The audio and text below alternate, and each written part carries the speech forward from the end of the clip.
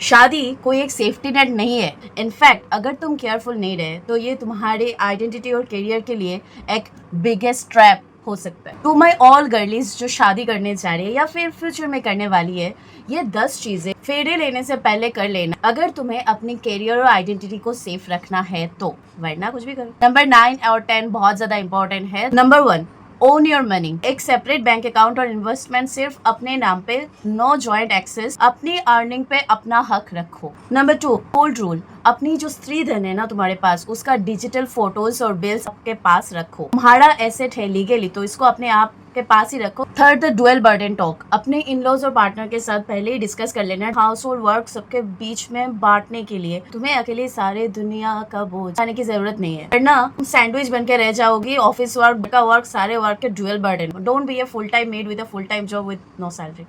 Prioritise your career my dear. बहुत लोग कहते हैं शादी के बाद जॉब छोड़ दो, बट मेरी बात सुनो, खुद का अर्निंग होता है ना तो खुद की एक कॉन्फिडेंस और एक सेफ्टी होती है तुम्हारे पास, और कोई और तुम्हारे अगेंस्ट कुछ करने से पहले 2 बार सोचेगा भी। पर अगर तुम्हारे पास वो नहीं होगा ना, then you may have to face more thing. बहुत लोग होते हैं कि प्रमोशन मिलता है लेकिन वो छोड़ देते हैं, लेकिन तुम्हारा पति नहीं छोड़ेगा ना प्रमोशन, तो तुम क्यों छोड़ोगे? खुद का करियर ग्रोथ को मत रोको। एक इमरजेंसी फंड तो हमारे पास होना ही चाहिए बहन, क्योंकि it's a run away fund for you. If anything goes wrong it will be helpful for you. Digital perimeter, अपना सब पासवर्ड उसको देने की जरूरत नहीं है। पासवर्ड देके लॉयल्टी प्रूव करने की जरूरत तुम्हारी नहीं है। आजकल बहुत कुछ होता है, तो अपना पासवर्ड, अपना सेफ्टी अपने पास ही रखना। Know your right. फर्दर की प्रॉपर्टी में तुम्हारा अभी भी हक है, तो अपने भाई के लिए सब कुछ छोड़ के आने की जरूरत नहीं है। Know the domestic violence law, women safety law, property law और भी जानो। टर्न टू से no my dear.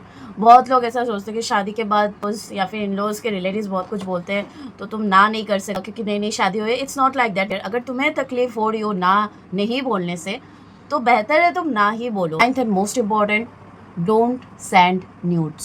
Don't film your private moments because your phone has internet and the person you are sending, that's still a human being.